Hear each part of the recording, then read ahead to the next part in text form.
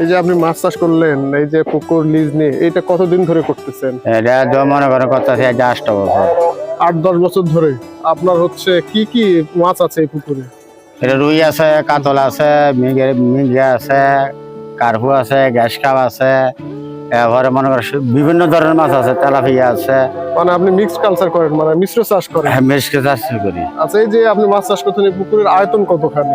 120 শতক। ও 120 শতক। আচ্ছা, এই যে আপনার 120 শতকে মাছ চাষ করছেন, বাংলা মাছ, রুই, কাতল, মৃগেল, পাঙ্গাস, এইগুলোতে আপনার কত বছরে হাতে কতখানি মাছ উৎপাদন করেন, কত টন? ধরেন না মনে করেন 15-20 টন, 15 টন হয় বছর বুঝা। এবারে মনে করেন খানা বুঝা, খানার উপরে নির্ভর। মানে এটা খাবারের উপর নির্ভর করে, 10-20-15 টন এইগুলো এইভাবে এভারেজ করেন? হ্যাঁ, খানার উপরে নির্ভর। আপনার এই যে মাছ চাষ করতেছেন, তাহলে এগুলোতে কোনো রোগ হয় না?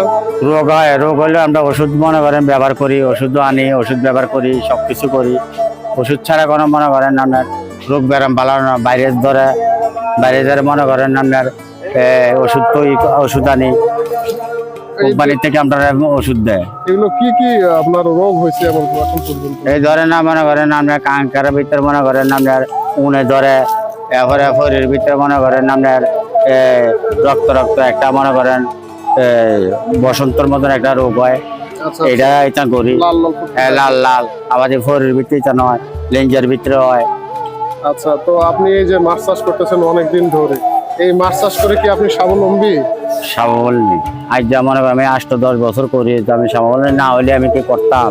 আচ্ছা, আপনি এই যে মাছ চাষ করতেছেন, তাহলে আপনার দেখা দেখি যারা বেকার বা অন্যজন চাষ করতে চাইলে তারা কি এই মাছ চাষ করলে লাভবান হতে পারবে? হ্যাঁ, পারবো না।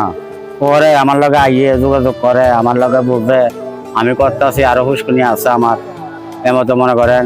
আমি একটা লইতাম চাই, আপনারা গীতা কন, আমি যদি লন, তো আমি মনে করেন ভবিষ্যৎ দেই এই মাছ পরামর্শ নেয়, এই মাছ হারান, এই মাছ করেন। স্বাবলম্বী হতে। হ্যাঁ।